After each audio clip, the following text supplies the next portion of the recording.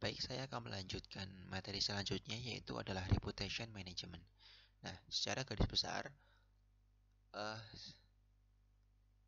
studi dalam penggunaan komunikasi krisis yang kemudian menjadi topik besar dari mata kuliah kita, ini kemudian dirancang untuk melindungi reputasi, citra, dan karakter organisasi selama krisis, bagaimana disebutkan oleh Seeger, Selno, dan Ulmer.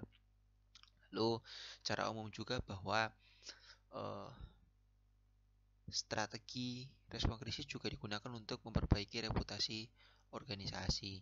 Nah, maka eh, reputation management ini menjadi satu bagian penting dari manajemen komunikasi krisis untuk kemudian bagaimana memperbaiki reputasi organisasi yang kemudian kita tangani. Lalu eh, Head dan O'Hare ini mengklasifikasikan beberapa strategi dalam reputation repair ini menjadi 4, yaitu pertama adalah value of reputation, kedua corporate apologia, 3 impression management, dan 4 adalah image restoration theory yang kita kemudian akan bahas satu persatu. Yang pertama kita mulai dengan value of reputation.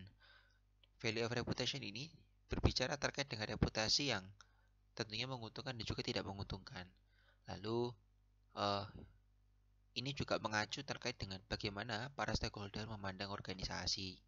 Dan juga tentunya reputasi juga dibangun melalui hubungan organisasi dengan stakeholder. Reputasi yang menguntungkan diciptakan melalui interaksi positif, sementara reputasi yang tidak menguntungkan dibangun melalui interaksi negatif. Lalu krisis juga menghadirkan ancaman bagi reputasi organisasi dan strategi respon krisis menyediakan mekanisme untuk melindungi sumber daya organisasi yang vital ini. Jadi poin ini berbicara terkait dengan bagaimana nilai dari reputasi itu sendiri. Nah, yang kedua adalah terkait dengan corporate apologia. Nah, corporate apologia ini adalah suatu strategi untuk membela diri yang merupakan bagian dari konsep yang berasal dari teori genre dalam retorika. Lalu, fokus apologia adalah membela karakter seseorang setelah tuduhan melakukan kesalahan, sebagai disebutkan oleh Harry. Lalu, secara garis besar seperti itu, bahwa corporate apologia dia berusaha untuk membela karakter seseorang atau dalam konteks ini adalah organisasi setelah tuduhan melakukan kesalahan itu dialamatkan. Lalu kita lanjut ke selanjutnya yaitu impression management. Nah, di impression management ini sebagaimana disebutkan oleh Ellen dan juga Collins, yaitu ada beberapa hal yang kemudian menjadi strategi dari impression management ini. Yang pertama adalah excuse, yaitu secara garis besar dapat kita artikan sebagai alasan atau memberikan alasan. Yaitu dalam konteks ini disebutkan bahwa excuse digunakan untuk mengurangi tanggung jawab. Dan beberapa hal yang kemudian menjadi turunan dari excuse ini adalah menyangkal maksud dan juga menyangkal kehendak, denial of intention dan denial of volition.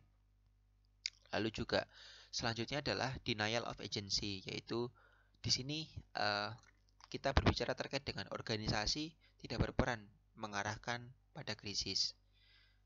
Yang ketiga yaitu justification, yaitu di sini ingin menunjukkan bahwa konsekuensi negatif tidak seburuk apa yang kemudian dilihat oleh orang-orang seperti itu.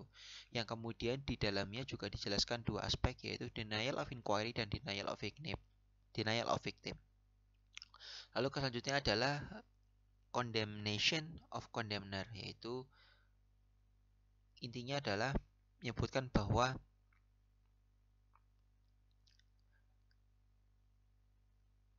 krisis yang lain bisa jadi lebih buruk, dan krisis yang lain adalah dan selanjutnya adalah krisis yang kita lalui kemudian tidak seburuk apa yang kemudian dibicarakan. Itu bagian dari condemnation of condemner. Selanjutnya adalah ingratiation, yaitu usaha untuk memperoleh persetujuan dari stakeholder.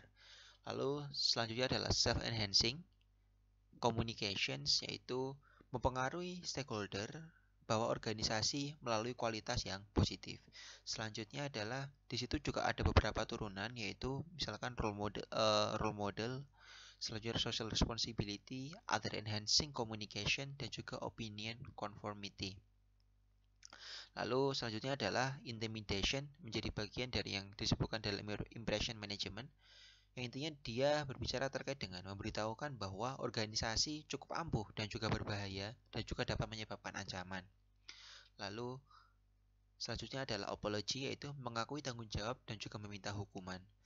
Lalu selanjutnya disebutkan denouncement, yaitu suatu usaha untuk menyalahkan pihak-pihak eksternal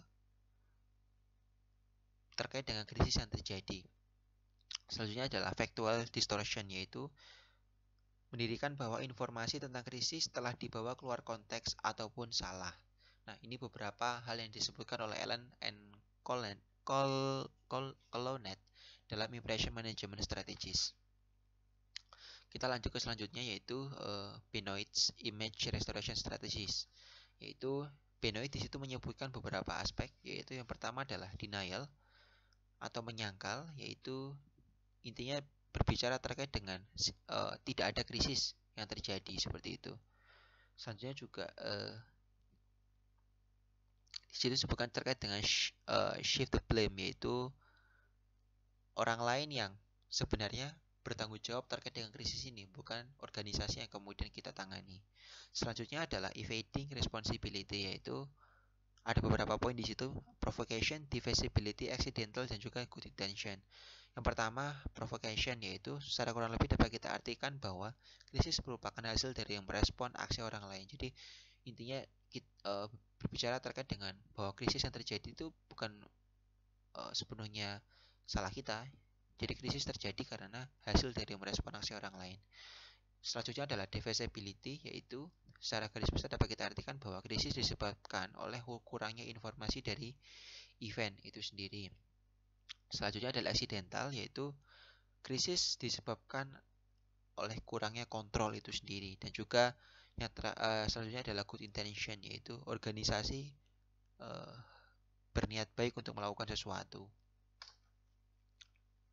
Nah, itu evading responsibility. Yang ketiga adalah reducing offensiveness. Nah, reducing offensiveness ini ada beberapa hal dijelaskan oleh Benoit, yaitu bolstering, minimize, differentiation, transcendence, attack, accuser, dan juga compensation. Nah, selanjutnya adalah corrective action, yaitu organisasi di situ berusaha untuk melakukan restore the situation, yaitu mengembalikan situasi sebagaimana sebelumnya, atau di situ disebutkan bahwa restore the situation to pre-act status and or promise change and prevent a repeat of the act, atau menjanjikan perubahan dan juga mencegah terjadinya aksi yang sama. Lalu yang terakhir adalah mortification, yaitu di situ disebutkan bahwa suatu tindakan untuk mengakui tanggung jawab, malu, mengakui kesalahan, dan juga mengekspresikan penyesalan. Nah, itu beberapa yang disebutkan atau atau beberapa aspek disebutkan terkait dengan image restoration strategies. Nah, selanjutnya kita akan masuk pada studi kasus.